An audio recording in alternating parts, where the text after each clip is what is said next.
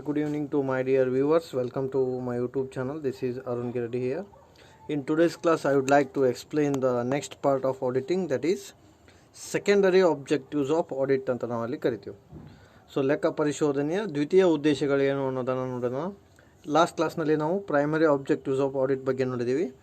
So there are secondary objective is, first thing is detection and prevention of error ಅಂತ ನಾವಲ್ಲಿ ಕರಿತೀವಿ.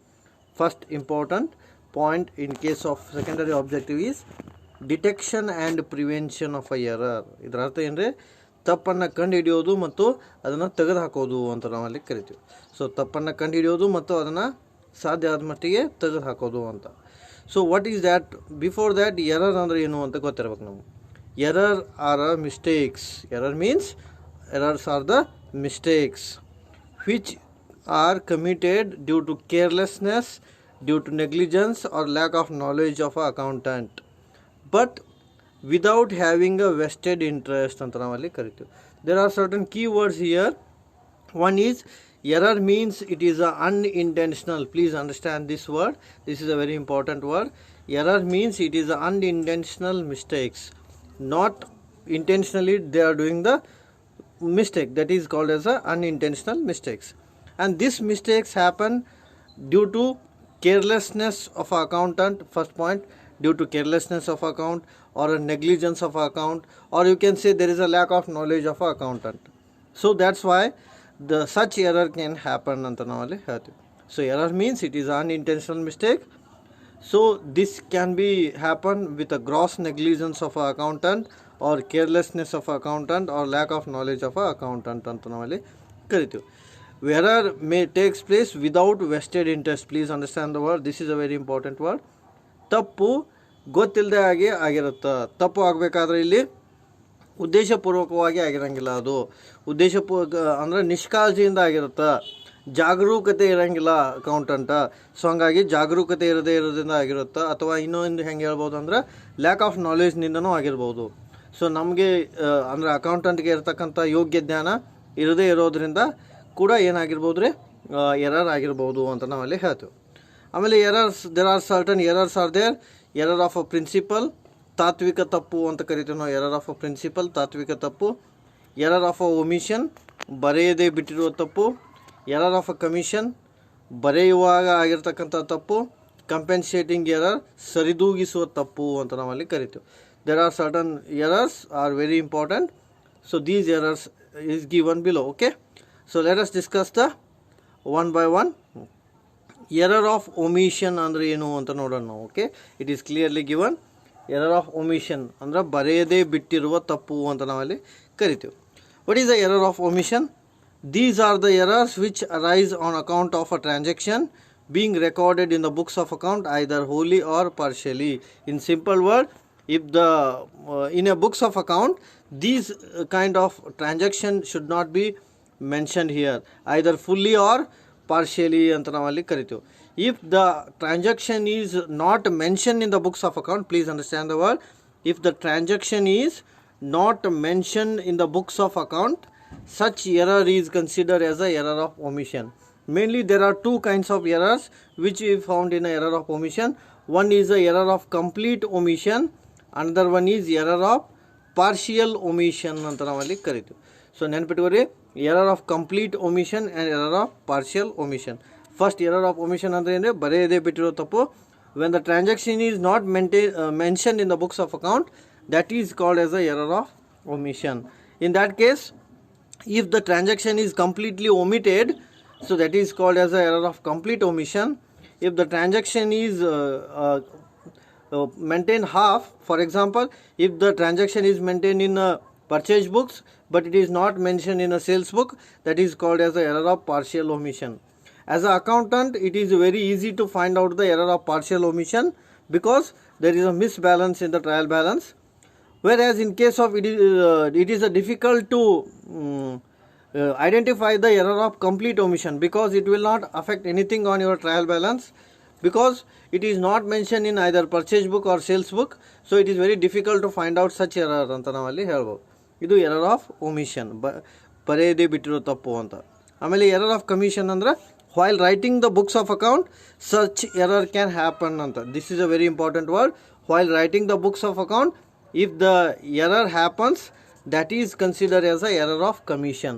ಬರೆಯುವಾಗ ಏನಾದರೂ ತಪ್ಪಾಯಿತು ಅಂದ್ರೆ, ಅಕೌಂಟೆಂಟ್ ಬರೆಯುವಾಗ ಏನಾದರೂ ಮಿಸ್ಟೇಕ್ಸ್ ಆಯಿತು ಅಂದ್ರೆ ಅಂಥ ಎರರ್ಗೆ ನಾವು ಏನಂತ ಕರಿತೀವಿ, ಎರರ್ ಆಫ್ ಕಮಿಷನ್ ಅಂತ ನಾವಲ್ಲಿ ಕರಿತೀವಿ.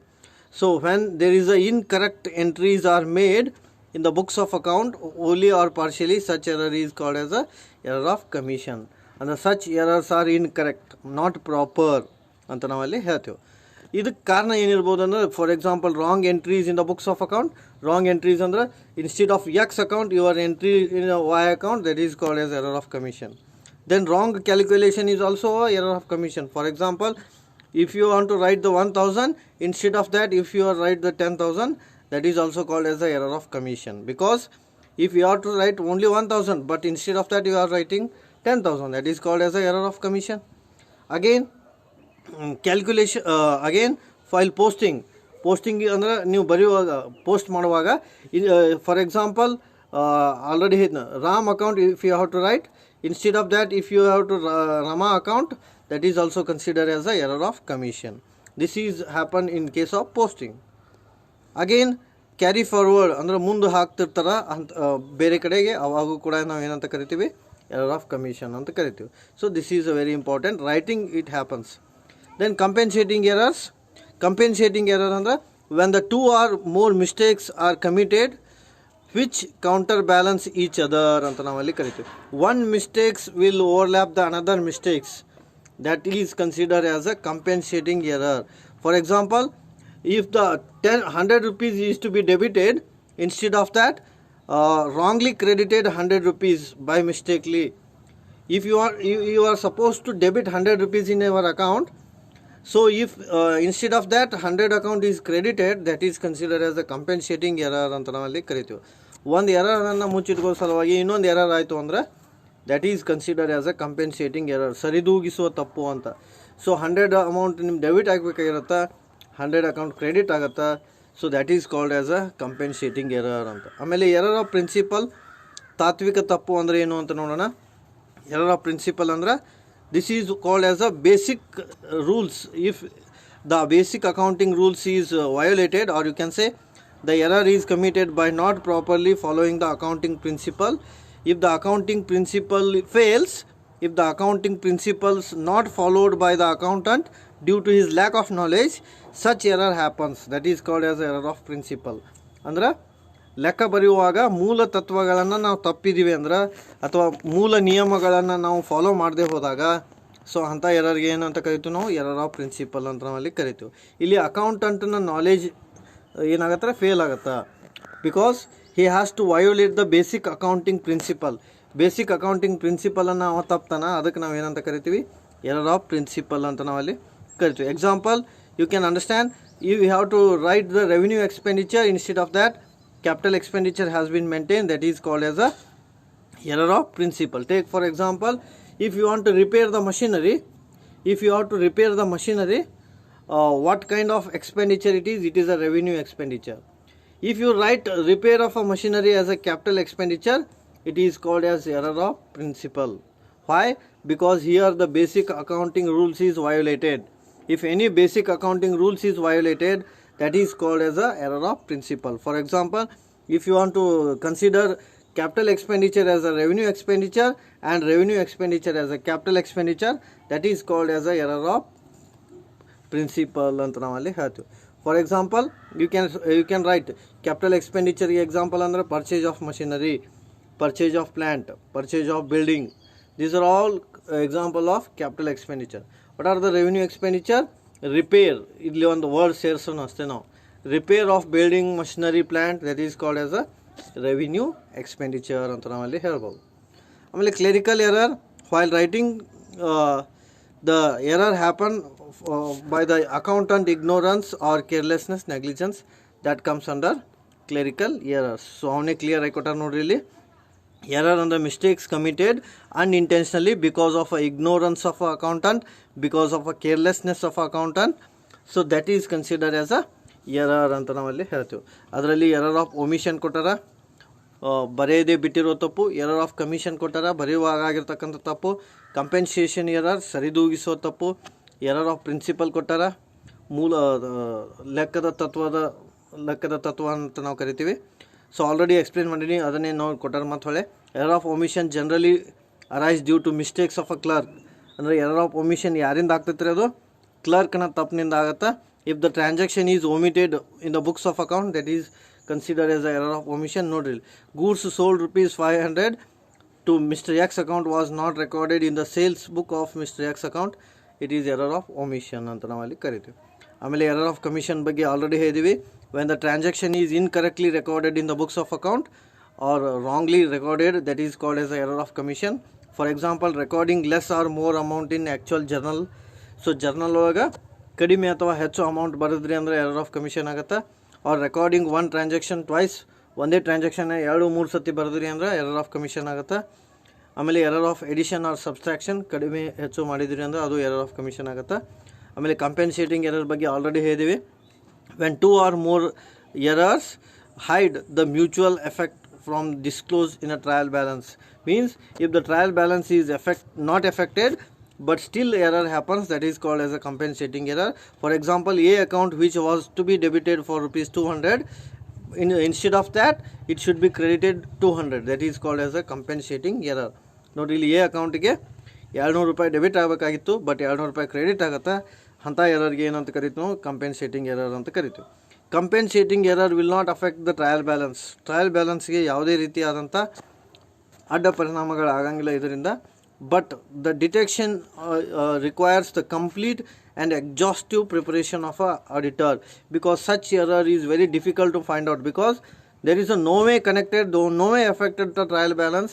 If those transaction is not affected the trial balance, it is very difficult from the part of the auditor. He has to difficult to find out the such error ಅಂತ ನಾವಲ್ಲಿ ಕರಿತೀವಿ. ಆಮೇಲೆ error of principal ಬಗ್ಗೆ already ಹೇಳಿದ್ವಿ. ಮೂಲ ತತ್ವವನ್ನು ನಾವು ತಪ್ಪಿದ್ದೀವಿ ಅಂದರೆ ಎರರ್ ಆಫ್ ಪ್ರಿನ್ಸಿಪಲ್ ಅಂತ ಕರಿತೀವಿ. There are certain definite principles of a recording and posting of a business transaction in the books of account.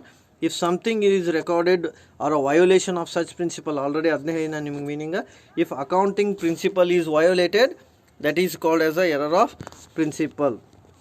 Here there is some example is given: recording capital expenditure as a revenue expenditure, provision for inadequate or excess depreciation, non-provision for a depreciation, or under or overvaluation of stock.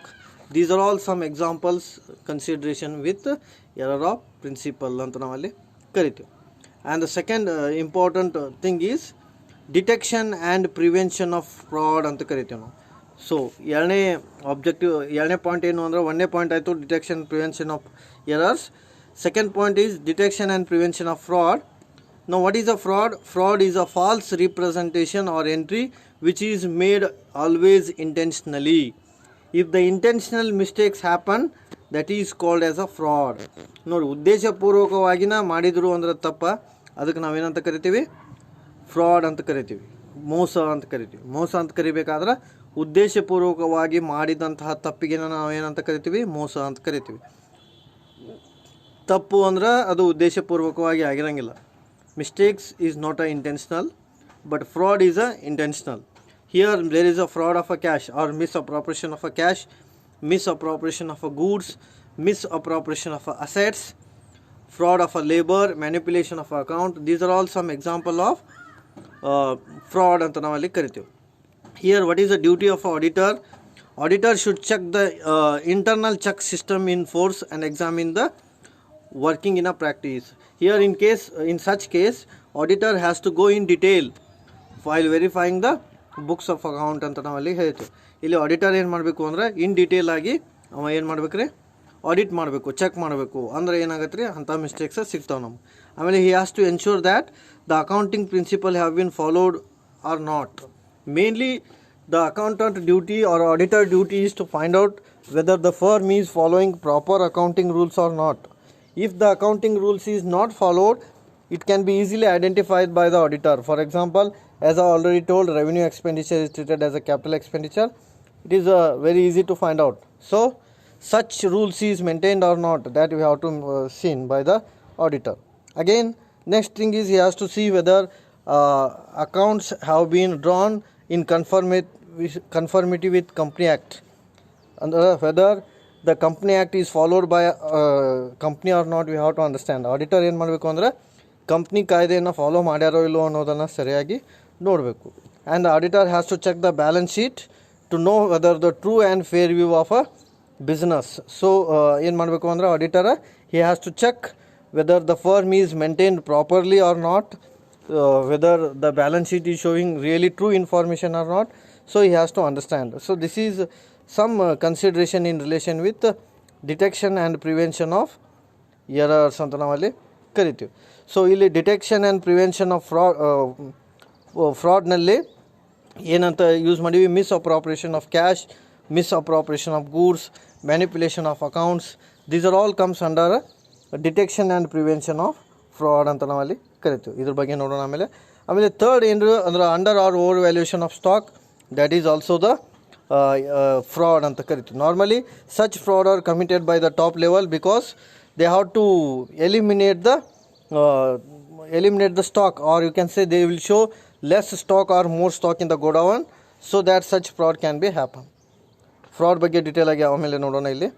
ಆಮೇಲೆ other objectives of auditing is to provide the information to tax authority, means the firm has to pay the tax to the government in time. So it is the bounded duty of auditor to see whether the firm is paying proper tax or not, that he has to seen. ಅಂದ್ರೆ auditor ಏನು ಮಾಡ್ಬೇಕ್ರಿ, other objective ಒಳಗೆ ಸಂಸ್ಥೆಯವರು tax ತುಂಬಿದಾರೋ ಇಲ್ಲೋ ಅನ್ನೋದನ್ನು ಕರೆಕ್ಟಾಗಿ check ಮಾಡಬೇಕು. ಆಮೇಲೆ ನೆಕ್ಸ್ಟ್ ಏನು ಮಾಡಬೇಕಂದ್ರೆ auditor has to satisfy the auditor has to see whether the firm has to satisfy the provision of company act or not. So auditor ಏನು ನೋಡಬೇಕು ಅಂದ್ರೆ ಕಂಪ್ನಿ ಆ್ಯಕ್ಟನ್ನು ಇವರು ಫಾಲೋ ಮಾಡ್ಯಾರೋ ಇಲ್ಲೋ ಅಂತ ನೋಡಬೇಕು. Whether there is any mistakes happen by the company or not, that he has to seen. Then he has to some moral effects. So moral effect ಏನಾಗೈತಿ ಅನ್ನೋದನ್ನು ಕೂಡ ಆಡಿಟರ್ ಇದ್ದಂಥವ ಚೆಕ್ ಮಾಡಬೇಕು. So these are all some secondary objectives of auditing ಅಂತ ನಾವಲ್ಲಿ ಹೇಳ್ಬೋದು.